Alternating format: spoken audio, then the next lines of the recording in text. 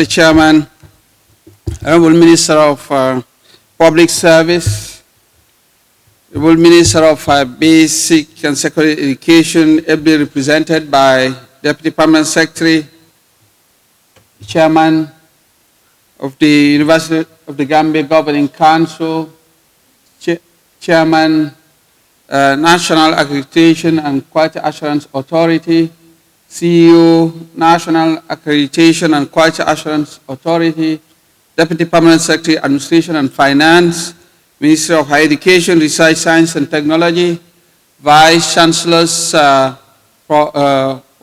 from the different universities here present, UTG, USET, IOU, Iowa, and other institutions here present, National Library, permanent secretaries here present, heads or esteemed captains of tertiary and higher education institutions, members of the diplomatic corps, staff and students here present, representatives of the public and private sectors, and different tertiary institutions here present, members of the press, distinguished guests, ladies and gentlemen.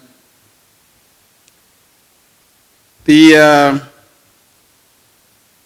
afternoon to you all, and thank you for joining us today on this historic occasion as we gather to launch the Gambia National Qualifications Framework, or GNQF, a significant milestone in our nation's pursuit of excellence in education and training and workforce development. I stand before you today with serenity and gratitude. I also take pride in the collective efforts of our education system, government, private sector, and civil society in shaping this framework. I'm grateful for the opportunity to lead this endeavor. Education has always been a cornerstone of national progress. It is the foundation upon which individuals build their futures, the means through which they unleash their potential, and the vehicle through which societies advance. Through education, we prepare our citizens to be productive members of society, instill values of responsibility and citizenship, and drive economic growth and innovation. However, for education to serve as a true catalyst for progress, it must be relevant, responsive, and inclusive. It must align with our society's evolving needs and the global economy's demands. This is where the GNQF comes into play. GNQF represents a revolutionary approach to education and training. It is a comprehensive system that classifies and recognizes qualifications across various levels and sectors, making it easier for individuals to understand and navigate their educational and career pathways. It is about transparency, compatibility, and international recognition. With GNQF, we have the opportunity to address several critical aspects for our education and workforce development. Now just name 5 of them, as highlighted earlier on. One is transparency and clarity. The GNQF provides clear and transparent information about qualifications, making it easier for students, parents, employers, and educators to understand and assess the value of various qualifications. 2, quality assurance. It promotes quality in education and training by setting standards and benchmarks that institutions and programs must meet, ensuring that our citizens receive a high-quality education that meets international standards. So I always provoke my UTG students in those days that from Bununkakunda to Oxford, the formula is the same. It's not because we are in Banjul that we have to do something peripheral, second class. It's the same formula. Science is science. There is no science for Bununkakunda and science for Sorbonne or Yale. It's the same science. So we cannot lower the bar. All institutions in the Gambia must perform as per international benchmarks. 3, mobility and lifelong learning. GNQF facilitates the recognition of qualifications across borders, promoting mobility and enabling our citizens to pursue further education and career opportunities locally and internationally. 4, inclusivity. It recognizes and values diverse forms of learning, including formal, non-formal, and informal learning, ensuring that everyone, regardless of their background, can gain recognition for their skills and knowledge, as clearly articulated by the CEO of NAQAA. And 5, employability. By aligning qualifications with the needs of the labor market, the GNQF enhances the employability of our graduates, ensuring that they possess the skills and competencies that employers require. We need to respond to the needs and aspirations of the industry. This 10-level national qualification framework, as highlighted earlier on, from the foundation to the doctorate level, has been developed, validated, tested, and gazetted. So now it is law. It is the law of the land. So anybody who is performing in this domain, you are duty bound to go by the rules of the land. If not, you would have done something against the law. You would have violated the law. It comprises basic and secondary education, tertiary and higher education, TVET that spans up to a doctorate degree, professional education and training, recognition of prior experiential learning, and recognition of current competencies. 2 streams.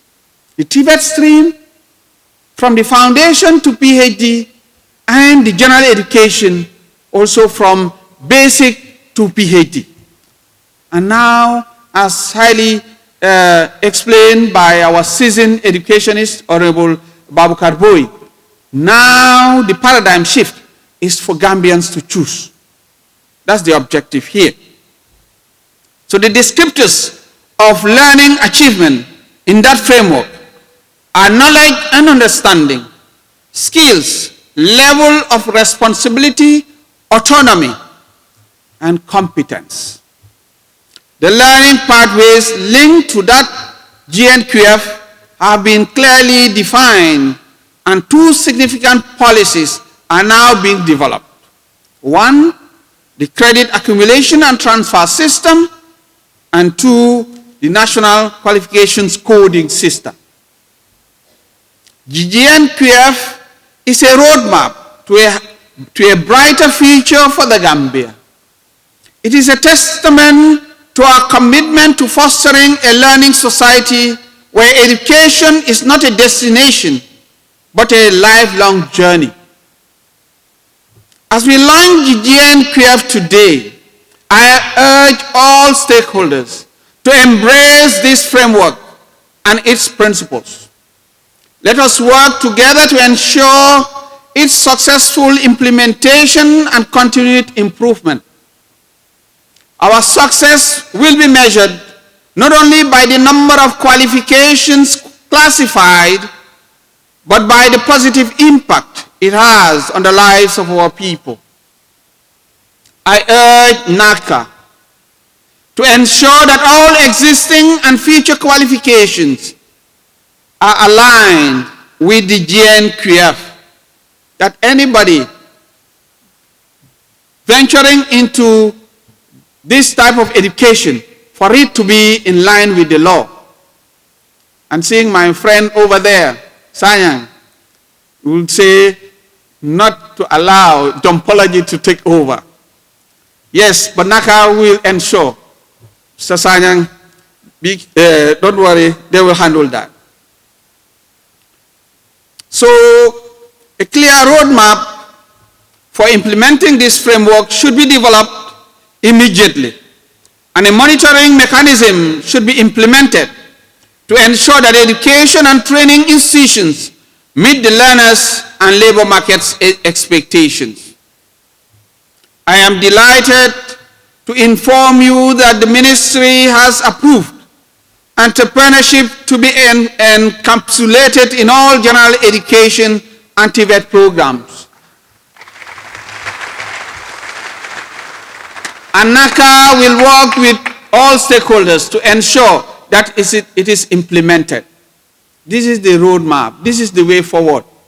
And by 1st of January, this is expected to be implemented. Those who have challenges, NAQAA will be there to work with you before January to ensure that this is incorporated. Our youths are crying. Most of them living, sit under the bantaba and drink attire will not be enough. They need something. And higher education, tertiary and higher education can be that response, anchored on skills.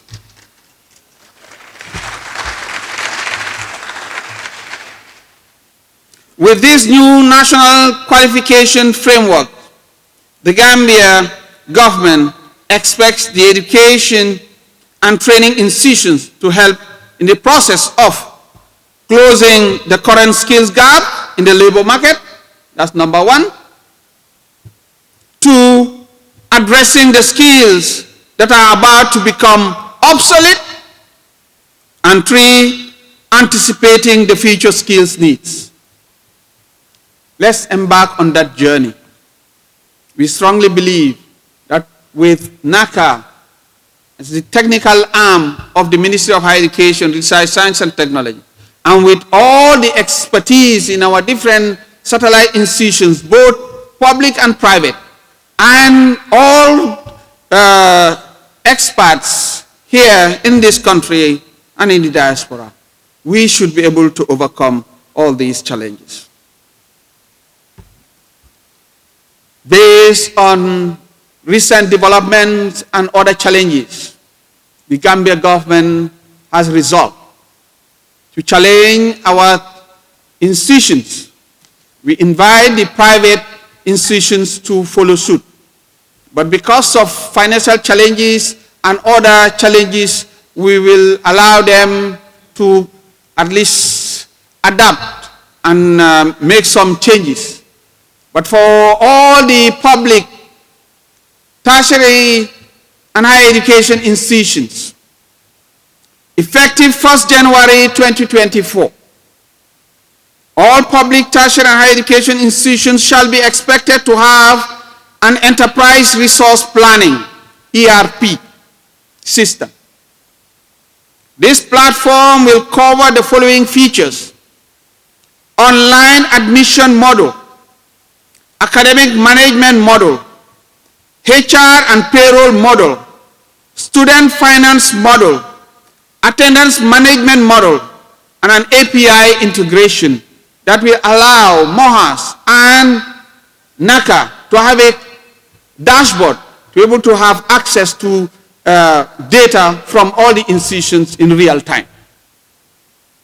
In essence,